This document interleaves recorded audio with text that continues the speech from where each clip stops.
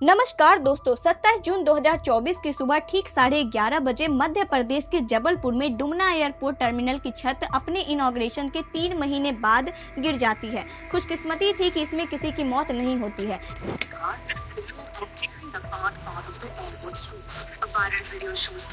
लेकिन उसके ठीक अगले ही दिन यानी 28 जून 2024 को दिल्ली में Indira Gandhi international airport terminal 1 की छत ढह जाती है, जिसमें एक शख्स की जान चली जाती है। की चपेट में कई गाड़ियां आ गई। हादसे में एक शख्स की जान चली गई है। दिल्ली एयरपोर्ट पर ये हादसा हुआ है। और इतना ही नहीं, उत्तर प्रदेश के मथुरा में 2.5 लाख लीटर की पानी की टंकी भरभरा कर गिर जाती है, जिसमें 2 लोगों की जान चली जाती है और 10 से अधिक लोग घायल हो जाते हैं।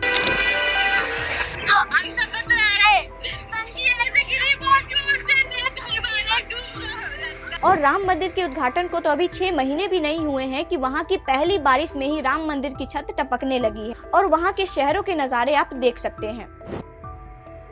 Uttar Pradesh Ayodhya has resulted in waterlogging incidents being reported from many areas.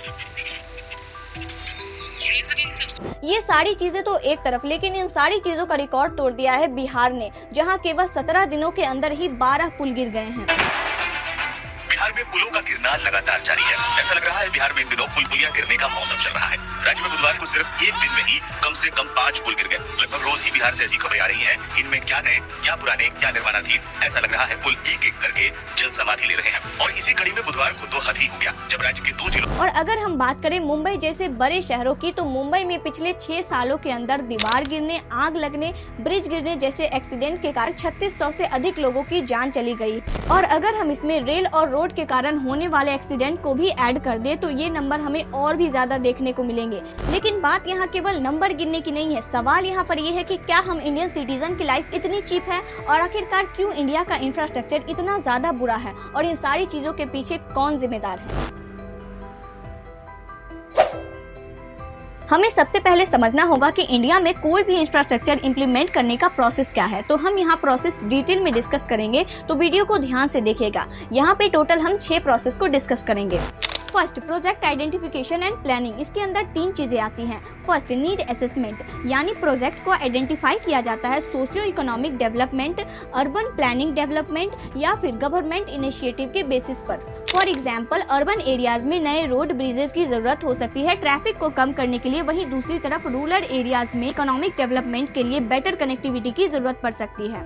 Second, feasibility studies. इसमें डिटेल स्टडीज कंडक्ट की जाती है ताकि फाइनेंशियल, टेक्निकल और इन्वायरमेंटल वायबिलिटी को एसेस किया जा सके। इन स्टडीज में cost benefit analysis, environmental impact assessment और टेक्निकल इवैल्यूएशन शामिल होते हैं ताकि प्रोजेक्ट को सक्सेसफुली इंप्लीमेंट किया जा सके। थर्ड, बजटिंग, यानी प्रोजेक्ट का एस्टिमेटेड कॉस्ट कैलकुलेट किया जाता है और फंडिंग सिक्योर की जाती है। Funding government budget, financial institutions के लोन या फिर PPP यानी पब्लिक प्राइवेट पार्टनरशिप से आ सकती है। Second, project design and development, जिसमें 2 पॉइंट आते हैं। फर्स्ट, DPR यानी डिटेल प्रोजेक्ट रिपोर्ट।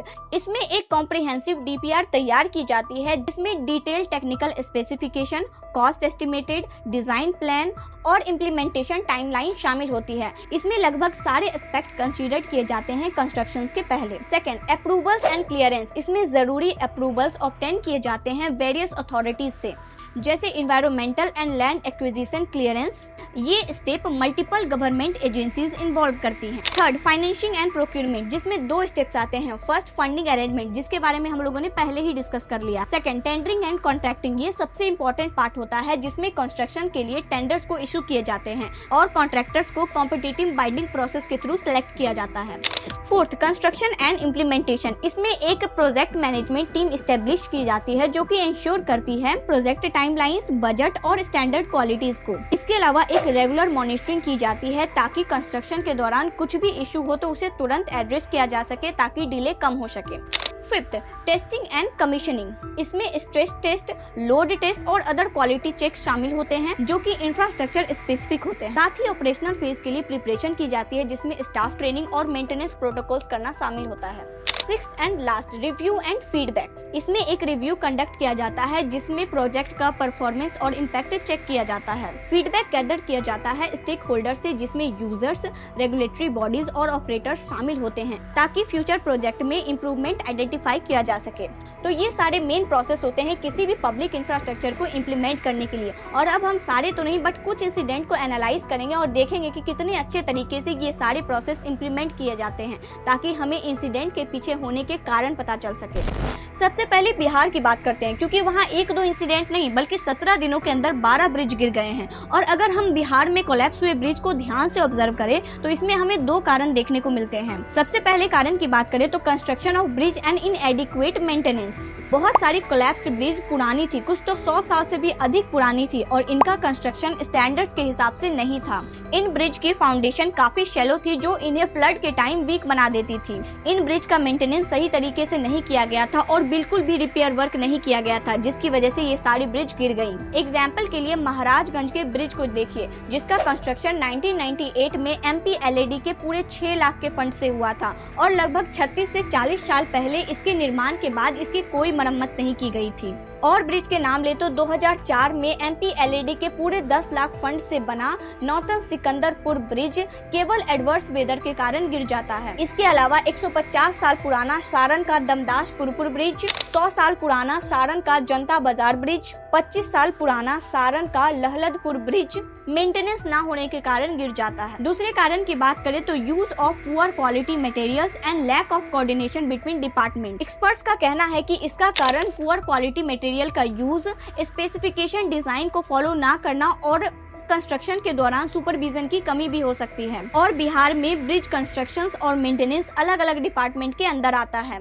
जैसे कि rural work department, road constructions department और बिहार राज्य पुल निर्माण निगम।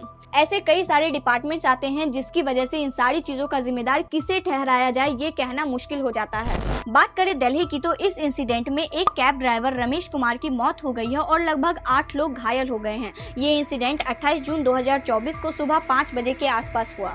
ऐसे तो दिल्ली इंदिरा गांधी इंटरनेशनल एयरपोर्ट के टर्मिनल के छत गिरने का मेन रीजन भारी बारिश और तेज हवा बताया जा रहा है, जिन्होंने कैनोपाई के स्ट्रक्चर को वीक कर दिया था। लेकिन क्लीनअप के दौरान एजेंसीज को कुछ कैनोपाई पाइप्स पर रस्ट यानी जंग के निशान मिले, जो कि पब्लिक इंफ्रास्ट्रक्चर में मेंटेनेंस और सेफ्टी पर काफी बड़े सवाल खड़े करते हैं। जॉइंट्स में जंग लगा हुआ था जिसकी वजह से उसने जवाब दे दिया, पिलर टूट गया।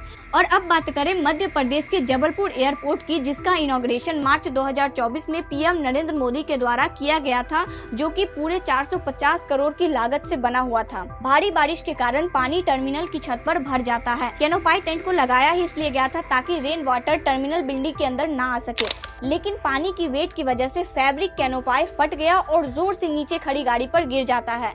खुशकिस्मती थी कि इसमें किसी की मौत नहीं होती है। इसके जवाब में एयरपोर्ट अथॉरिटीज ने इस इंसिडेंट का एग्जैक्ट टेक्निकल रीजन पता लगाने और ऐसा इंसिडेंट फ्यूचर में ना हो इसके लिए इन्वेस्टिगेशन शुरू कर दी है। लेकिन सवाल ये उठता है कि अगर ये कैनोपाई टेंट रेन वाटर से बचने के लिए लगाया गया था और इसी वजह से टूट जाता है तो इसकी जवाबदेही किसकी है? ये चीजें मेंटेनेंस तो नहीं बल्कि इनके कंस्ट्रक्शंस और इम्प्लीमेंटेशंस पर काफी बड़े सवाल खड़ी करती हैं। और अब बात करें अयोध्या की तो जैसा कि हम सभी जानते हैं कि राम मंदिर के उद्घाटन को तो अभी बस कुछ महीने ही हुए हैं, लेकिन जून 2024 में हुए भारी बारिश के कारण राम मंदिर के सैंक्टम सैंक्टोरम यानी गर्भगृह से पानी लीक होने लगी है।